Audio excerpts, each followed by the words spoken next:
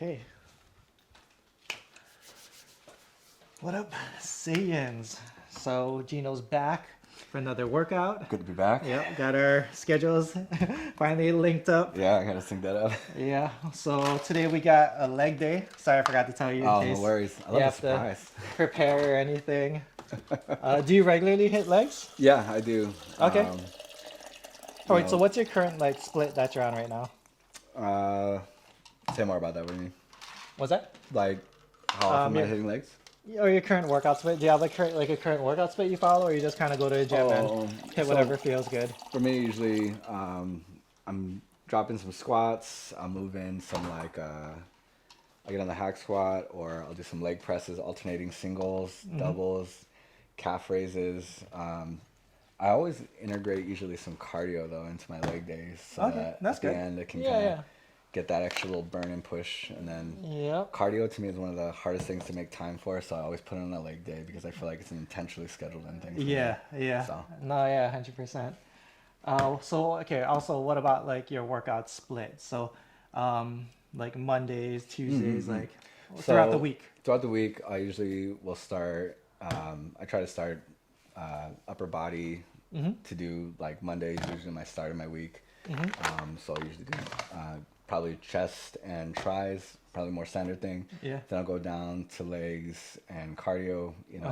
I'll kind of run through a pretty similar routine where I'll get some squats in, some presses in.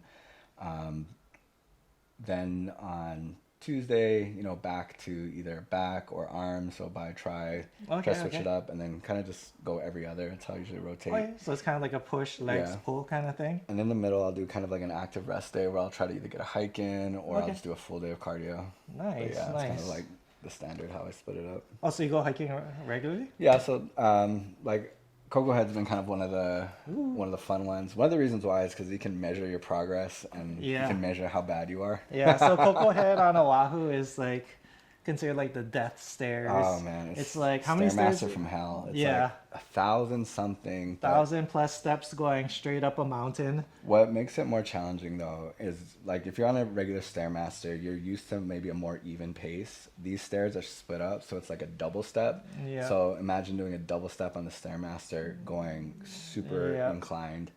And then you're like, and if you're scared of heights, there's a bunch of stairs where you can see in between the stairs and you can see the drop. I remember first time I did that, I was like, holy F, like. it was so daunting. I remember going up, I was tripping out, but coming down, you got to go back down. There's no elevator down. So as you decline, it just, you're fighting your nerves. You don't want to be shaking going down these things. I've seen some people just like literally just get on and scoot all the way down. To me, that's harder. I wouldn't do that. Yeah. But hey, do what you gotta do, man. Yeah. I'm scared of heights too, so I know how they feel. Have you done Stairway to Heaven? I didn't do Stairway to Heaven. Of all the hikes that I've wanted to do, that's the one that I never got to. I always wanted to go with some friends, but I know every time that I have tried, the security guard and the police showed up, and they're like getting super serious. Like how many times have you tried? I think we tried a total of 3 times. What? Fun fact: 2 of my friends did it. And every time they got fined. So the fine doubles every time you get caught. Oh, so man. it's like it's not even worth it. At the time, I mean even now too, I'm like, that's a very expensive hike. Yeah, so Stairway to Heaven is probably the most viral hike, especially on social media. Super, it's beautiful. Yeah. You can look up Haiku Stairs. That's another Haiku Stairs, Stairway to Heaven. Yeah, so it's basically on our side of the island. It's in Kaneohe. Basically, back in World War II, they needed to build like satellite communication from high up on top of mountains. Yeah. So that's kind of initially where they built it. It used to be all wooden steps going up. Fast forward after World War II, the stairs started rotting and whatever, and they actually fixed it. They spent like hundreds of thousands of dollars, probably millions, fixing the stairs. They made it all nice and metal, and they gave rails and stuff. And then they shut it down again because they found out that part of the hike, I believe, comes into like Hawaiian ground or something, some kind of weird legal issue. Dispute. Yeah. So anyways, it's shut down. There's a guard there. When I went was like years ago, like before I even started YouTube. Thank God I went.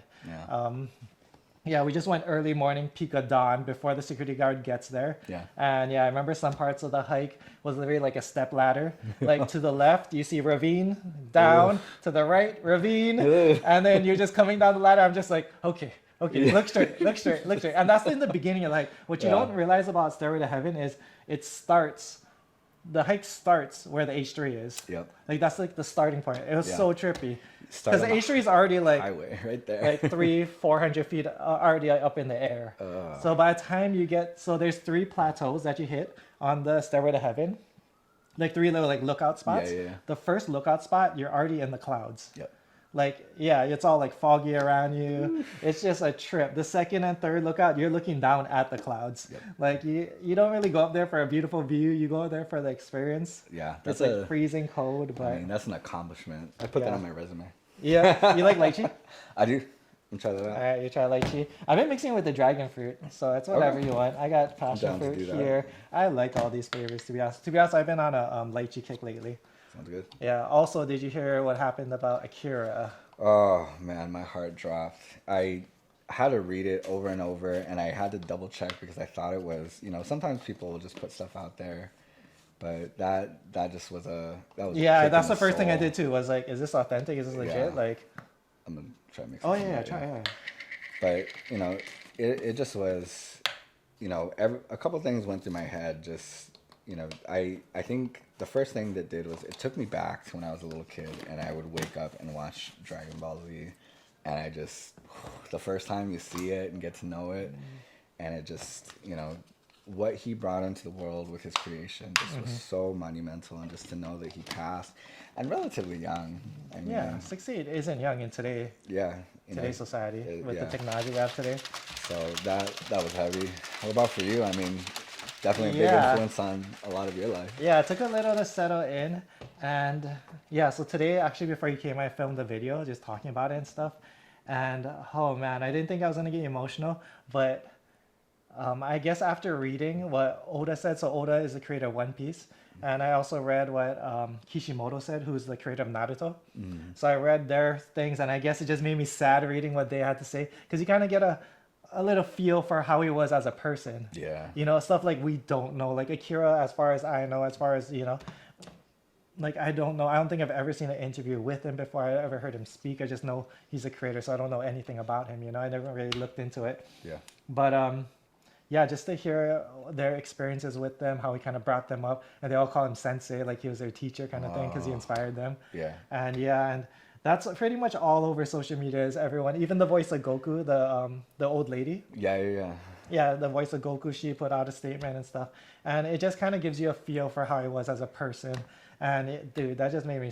That just opened up the floodgates, man. Right after there, right in the after field. that, after I read that, like I went to a video just thinking, oh yeah, I'm just gonna share my thoughts, my experiences, and that's that. Yeah. After I read that, I was like, oh my god.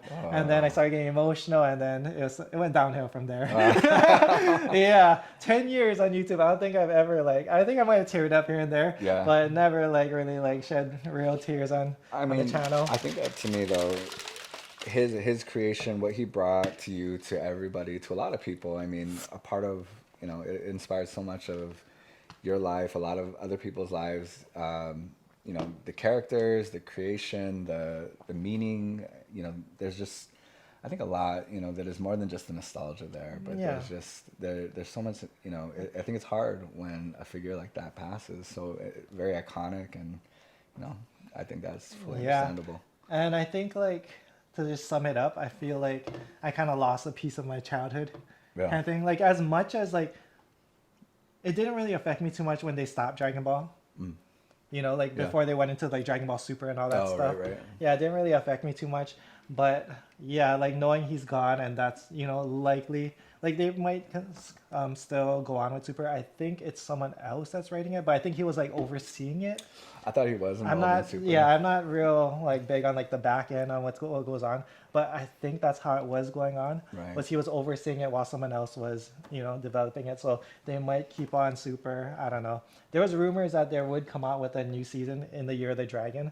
Oh. I don't know if that's still in play Right. or what, but I mean, regardless, I mean, the OG's out. Right. Yeah. Yeah. And it just, Larry felt like I just lost a piece of my childhood, I hear you. I mean, it's just there's so much tied to Dragon Ball Z, to his Yeah. you know, his fun inspiration, this like really fun loving character, all of them. I mean, it's really diverse. I think I definitely think of Goku, but then I think as I've gotten older, I started to appreciate some of the other characters he put into the universe there. Yeah. And there are times where it's like, man, I'm feeling on that Vegeta grind where it's just like, you want to hustle, you want to get better, and then like you want sometimes like a character like Piccolo around to show you love and care and give you some guidance and stuff like that. Just a guy that has your back. Yeah, straight up. Yeah, and so, take care of Gohan. that's right. So it definitely is. That is a blow for sure. Yeah, like he changed the manga industry, the entertainment industry in general, like forever. Absolutely. Ain't no one was making that kind of things back then. Yeah. Like we're watching Superman with his laser beams versus Frieza with blowing up planets with his finger. Yeah. You know what I mean? You can't compare. No. It's innovative. And then we're just seeing jacked AF characters. Like Superman was big, but he wasn't bodybuilder, Broly big. Crazy ass big dude. I know. Like once Goku went Kaioken. Yeah. And he just got jacked AF. Like one of my favorite figures is like this one I picked up from this figure in Sapporo. Dude, the way Goku came out of like the hyperbolic time chamber. Oh yeah. He's looking. He's just yoked. I saw this figure in Sapporo and I was like, need to have it. I like that. It was like, but no one was making characters like this jacked. Yeah. Just the aesthetic that he put behind some of his characters. I remember seeing Nappa. And just like the musculature, everything, like you can see his calves, you can see the separation, like the glute separation, hamstring tie-in, everything is so detailed. You can see his rear delts popping, the triceps. Yep. See all the heads of the triceps. You can see the horseshoe. They weren't just big mass monsters. They were legit, they look like professional bodybuilders. Bodybuilders who could move fast. Right. They could smack you around, hit you with some of their Hit you with a crazy Kamehameha for fun, too. Kamehameha to the face. Yeah, I remember the tournaments like in the original Dragon Ball 2, and how they evolved from that. When Master Roshi was training Krillin and Goku, and then to see how that evolved into Dragon Ball Z was such a fun, that transitional arc of how... Was it Jackie Chun or something? Jackie Chun. It was Jackie Chun, right? Jackie Chun. And Master Roshi, when he would Didn't they have flex another out. like a Bruce Lee kind of guy too? They did. I forgot who they did. I remember Jackie Chun though. Jackie Chun with the wig and stuff. Yeah, that was funny. Man. But Jackie Chan and him was friends in real life. Yeah, I saw a bunch of pictures. Oh, really? Yeah, with them together. No way. Yeah. Yeah, they're friends in real life. I love that. So, yeah, I wonder if that was why, or, and they look fairly young, too, when they're friends. Oh, So really? maybe it was during that time. Could be inspired. Yeah. That's awesome. I love that. That's pretty crazy. But, what was your favorite saga? When I think about my favorite saga, I really do like, I like the original, the Saiyan saga where Vegeta and Nappa come to Earth for the first time. Yeah. I think I really liked it because, when you originally watch Piccolo, he was an antagonist. Mm-hmm. And then just the change of characters, same thing with Tien, Chaozu, Yamcha. When I saw that as a kid, that was ridiculous. I was like, he's switching sides? Yeah, exactly. He's a good guy now? Can't trust him. Look at this guy, I can't shiesty. trust him. Yeah. That's shiesty. I think it's pointy ears. Yeah. And I remember Goku going down Snake Road and making it to King Kai's. And chasing bubbles around. Yeah, and... the training there seems so silly. The food though looks so good. I think that was man, I would love to eat a King Kai's. Yeah. His little planet with his little car. Yeah, and then that's when they found they started doing the gravity stuff. Yeah. And that was so cool to me as a kid. I loved it, and I just thought it was such a fun thing because again there's these characters who I love when shows bring former antagonists, bring them back into the loop because you know, like at one point this guy was giving someone problems, and so like Goku had it out with Yamcha, with Tien, and Chaozu, and so they're just kind of coming back, especially Piccolo, and now it's like kind of full circle, and so you know these guys got game, and so to see Yeah, them as go far against as the I can Saiyans, remember. yeah, Like watching, like it's a lot more normal now for like antagonists to go swap sides yeah, and have a change of heart, especially in like manga, that kind of thing, and cartoons and stuff. But I feel like back then it wasn't a thing.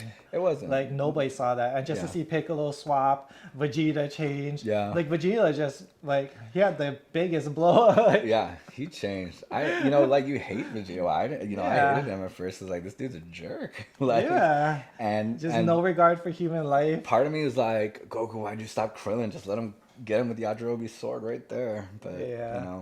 in the end, you're like, oh, okay, it's probably good he didn't do that. Yeah. But- Oh yeah, definitely. Dude, I remember that savage moment when Vegeta just launched Nappa into the air, yeah, into the and just sky. Oh, took that him just out. blew my mind. I was like, whoa. As a kid too, you're just like, what just happened? I know, that was your friend. Yeah, I was like, how are you gonna do I that? thought you guys were homies. Yeah, I was like, wait, what? He's just like, no, you're weak, bro. Yeah, just boom. Boom, and just launches him in the sky. I loved how cool though he was. I remember when it was either Piccolo or Tien went into Triform, and he's just sitting there like, "Wow, cool." I was like, fighting Nappa, I was like, "This dude's cocky. He doesn't seem like he's about it." But then you see him like bust out his game. But I yeah, know. I feel like a lot of the series was us just waiting for Goku to come back. Yeah. It's just like, oh, he's You gonna just come wait. back. Wait till Goku wait comes till back. he gets there. Yeah. And Saiyans just love to fight strong do. people so badly Yeah. that they just sat there and waited. Yeah, they're just out there waiting to Like, scrap and yeah, then we don't care about fight, Earth, man. heal up, come back, get stronger. Yeah. We'll take on your strongest. Yeah, exactly. Come on, let's go. I love Yeah. that. This is really fun, and so like these are just such dynamic characters, like and seeing that as a kid and then like into adulthood, just to watch them still, that was so Yeah. meaningful. Like Yeah, and just I feel like it just improved your mentality, especially like as a kid. Like I remember just my mind being blown, just seeing Goku get knocked down and then come back stronger, Yeah. And that's the Saiyan way, right? Absolutely. Yeah. The harder you get, the closer you get to dying. Yeah, the stronger you get. The stronger you get when you come back, and it's just ridiculous. Absolutely. I mean, I've had moments like that too, where I'm just like, especially like during a workout, where I'm just like, man, this is it, and I'm like, nope, keep going, come back, you're gonna get stronger. Like, especially there are times where I walk away from the gym and I'm feeling defeated because I was like, like I was ready to go and to hit a new PR, and I don't get it, and then it's like, a moment where I'm just like, like I should just go back to the drawing board, but I was like, no, come back again, try again, and just that kind of don't give up mentality. Yeah. There is no quit, and I Yeah. just like that. It's not always about getting there; it's just about not giving up, and Yep. eventually 100%. blow past those goals. So Yeah. you know, Yeah.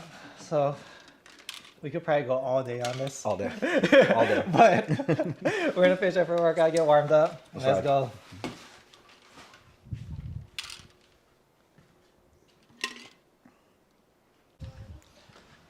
Okay, so all warmed up. Just doing a couple working sets of hamstring curls. This is still the acclimation program, or the acclimation phase of the Saiyan program. So we're not going crazy, we're not going to failure. We're just kind of feeling out the moves and everything. This workout, I do have to change up some stuff because typically I'll go to the gym for this workout, so we do have to change up some of the exercises. However, we're still gonna kill this workout. However, yeah, it's gonna be a little easier workout. So main thing for this is control the negatives. Because I'm doing my hamstring curls off like a pendulum like this, I have to make sure I don't like kick it up too fast or else it swings up and I kind of lose tension. So I'm trying to keep tension. And that's about it.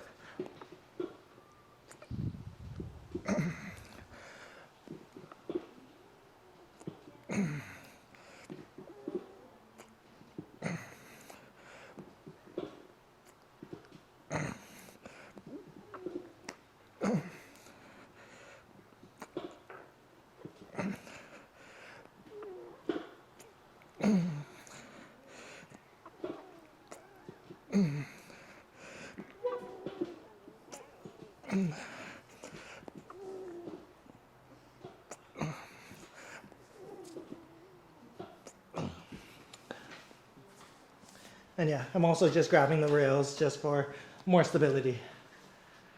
All right, you hit yours next? Yep. All right.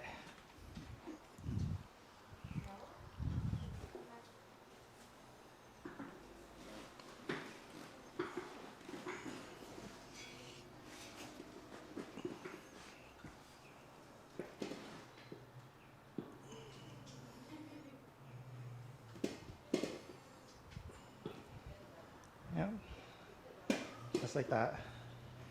Yep. So as you come up, just pretend to smash your calves into your hamstrings. And then control it down. Good. Yep. Keep your core tight, glutes tight.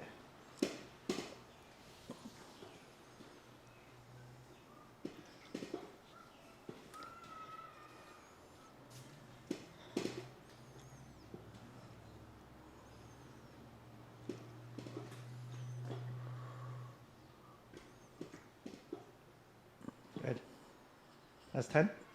10. Yeah, good. All right, let's move on. Okay, so next exercise we're doing is belt squats. However, we're doing them 1.5 rep style.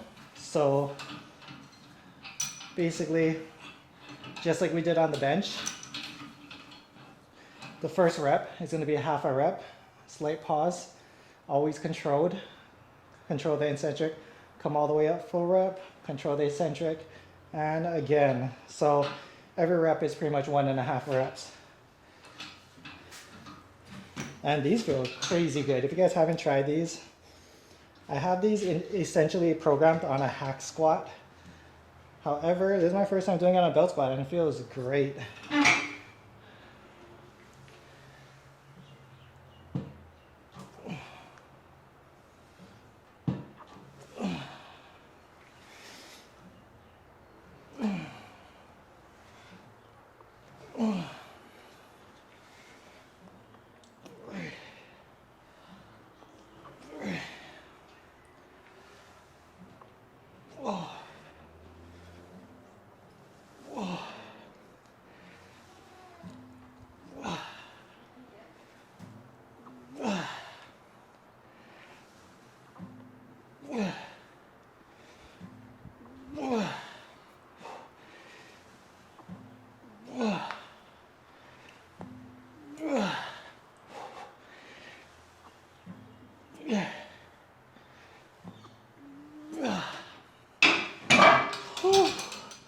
These burn so much.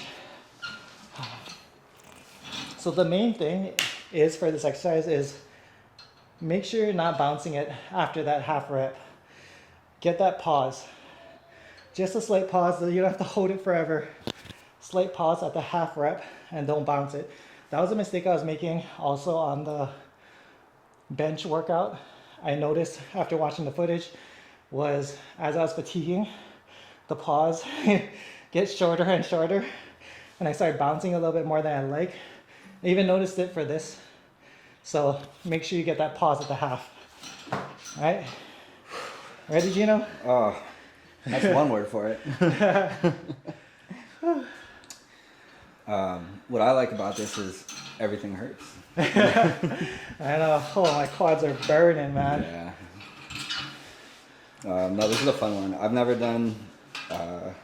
used this before, so it's definitely a new feeling. I like it. Yeah. You definitely feel it. All right. Yeah, all the way down. Half. There you go. And all the way up. Yep. And feel free to explode through the last concentric. Just don't bounce it, yeah? Yep. There you go.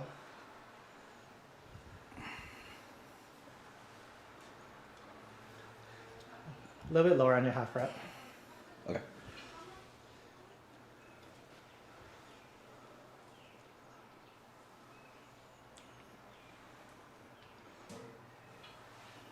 There you go. Also, we're doing these banded, so it's not quite as light. However, the constant tension just kills. Oh yeah. There you go. Come on. Focus, focus. There you go. Try not to use your arms to push yourself up. Use your legs. There you go. There you go. Last one.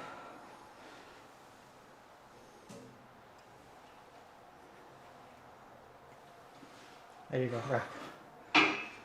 Whew. Yeah. So for yours, I could see like as you started fatiguing, you started using the rails I could and feel using it. your arms to push yourself up. Yeah. Don't do that. Yeah, you kind of want to stay away from that as much as possible, but good set, dude. You too. Let's move on.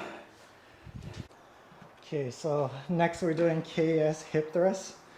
So basically, it's like you're doing normal hip thrust, except you're just using the top half of the motion. So you're just literally breaking at your hips and then thrusting up instead of bringing it all the way down. Okay. So it's almost like a half rep hip thrust kind of thing. Right. I'm into that. If I can get under this bar. I think I might need to make these straps higher. I don't know. Okay. I don't know. Hey, let me try. Adjust it. Actually, if I just pull the bench a little further back, I think. Let me try to yank it back a little bit. Here, I'll help you. There we go. All right, let's try that. There we go. Now we got room. Ugh. That's fine. Yeah, so just come here. And from here, thrust up, and just break at the hips.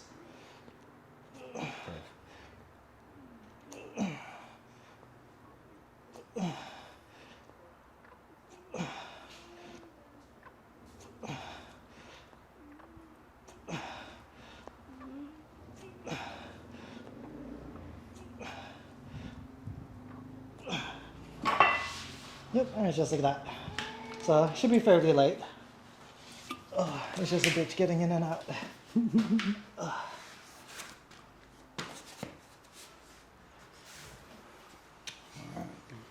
we go. Yeah, you want to bring the bench a little further back?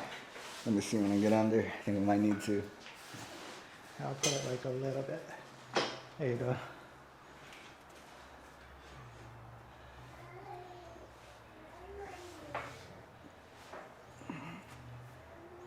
Yeah, it's a little low.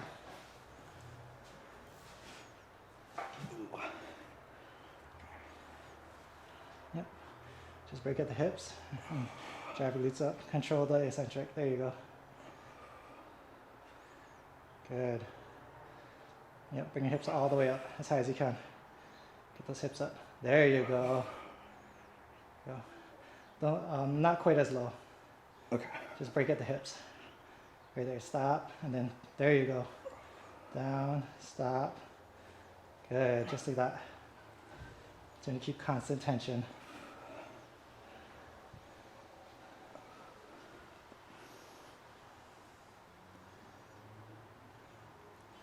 Nice. All right, bring it down.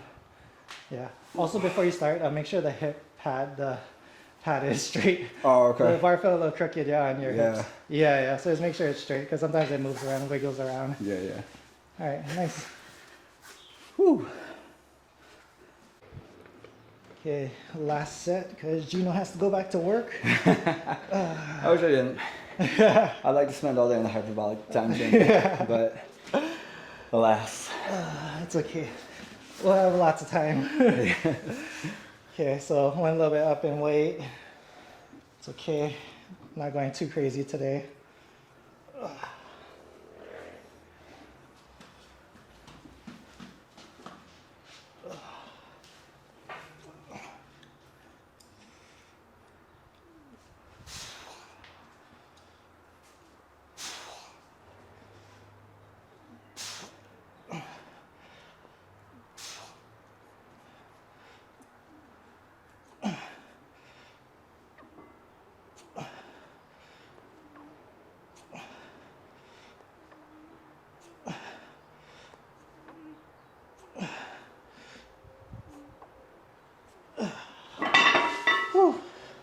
It's felt good.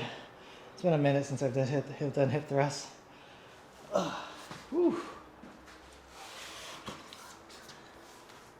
Okay.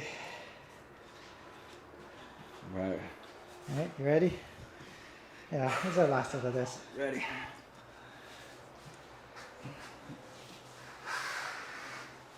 Oop. All right, let's see.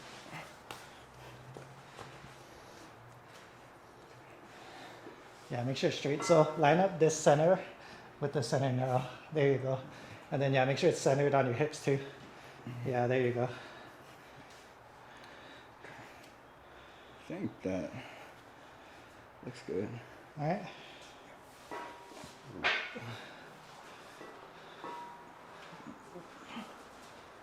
There you go. Balance. Yeah, just break at your hips and then all the way up. Good, keep that constant tension. Good, all the way up. Squeeze. Nice. Good.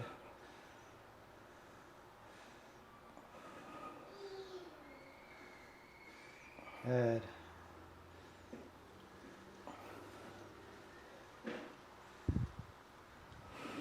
Just like that. Not too low. Last one. All the way. Good. Nice. Good squeeze. Whew. Do you normally hip thrust? You know, it's not a common part of my rotation, Yeah. but clearly it should be. Whew. Okay, so calves. Probably the most hated exercise for a lot of people. But even for me, like, I don't particularly, like, if I wish I had a calf machine. Yeah. That's one thing that I kind of need. But anyways, this is the main way I do them. So grab the kettlebell with your same working leg. And basically we're following a 4-3-1-3, 4-3-2-3 tempo, meaning starting from the top, doing a 4-second controlled eccentric. So 1, 2, 3, 4. Then you pause for 3. 1, 2, 3. And then come up, pause, and bring it back down again.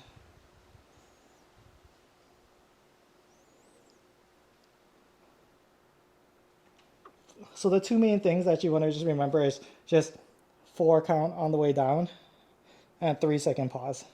And just hold the contraction at the top. Okay.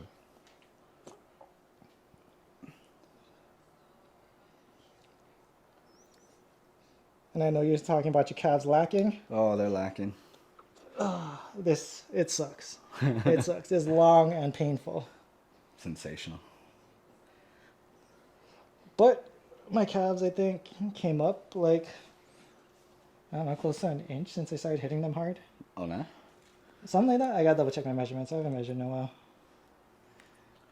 But calves is something I kind of took seriously off and on. Yeah. Just because genetically I've always had like decent calves. Nice. But now we just want to get them big AF. So. I want to get them as big as my arms. That's my goal. Yeah? Yeah. I like that. Steve Reeves said perfect aesthetics is having your calves as big as your arms. I like that. That's what I consider as perfect aesthetics. So, yeah. I've only done that once out of my whole 20 years lifting. Yeah? Yep. I remember I read that quote. I think my arms were smaller too back then, so it kind of helped. But I think my arms were like around 16.25, 16, you know, someplace. Yeah. This was like senior year in high school. Oh, right on. So what I did was I used to go to the gym and I just blasted calves every day. Like, you don't need to do calves that often. Right. But, you know, I read that calves were a super fast healing muscle, you know, and you can hit them hard and frequently. Right. So I was just like, oh, whatever, I'll just do them every day. So I used to go to the gym and just do it every Blast day. out Yeah, calves. just blasting it, man. And yeah, they ended up getting exact same size my arms. The thing is like 16.25. No way. Yeah. That's what's up. Yeah. So. Dang. But never got that since. So the arms grew, calves did it. Gotta get it back. Yeah, Yeah, gotta calves get are it back. just, I think genetically are not my thing, you know, it's not my strength, but Yeah. no excuses. Yeah. Just gotta work it. Definitely grow 'em. Yeah. Yeah. All right. Control the eccentric. Then pause. 1, 2, 3. Come up again. Hold at the top for 2. Then again down. 1, 2, 3, 4. pause at the bottom. Up again. Come down. Yep, and just follow that same tempo.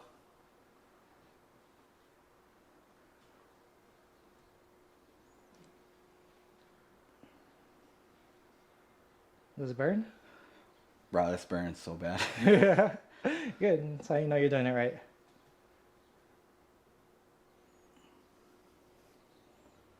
All right, switch legs. Whew. You think you got to go lighter or No, I think I can just got practice? push through this. Yeah, I think Alright. it's just going through the process. Yeah, But just try to make sure you get all the way up, okay? okay, for sure. At the top.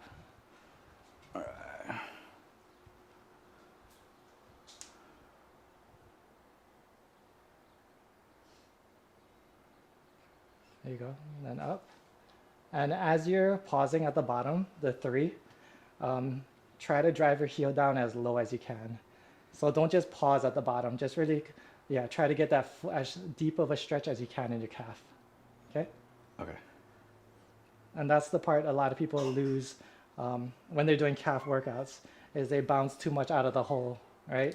You see guys at the gym bouncing like this during the calves, Oh, yeah. and wondering why the calves aren't growing. It's all about that stretch and controlling the weight. There you go.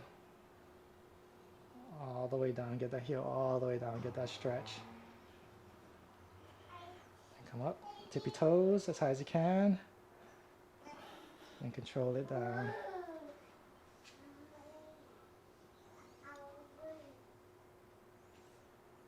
Nice.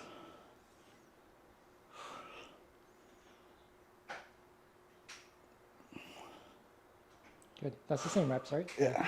Sorry, I wasn't counting. No, you're good. Woo! All right, so we're gonna hit a couple more sets of these, but we're gonna close the video out here because Gino has to go in like 2 minutes. We'll run through this back real quick. Yep. So yeah, we'll hit the next workout, and I think the following week we can start talking about macros, your diet, all that stuff, All the cardio, necessary things. all the necessary things. But yeah, stay tuned for more. Let's do it. Shout out to Gino for coming down. We're hitting it. Thanks for letting me And join you, see Saint guys Army. in the Go. next one. Also, new Mezzo just started. So for those guys looking to go over 9,000, take your workouts up a notch, check it out. Link will be down below in the description. See you guys next one.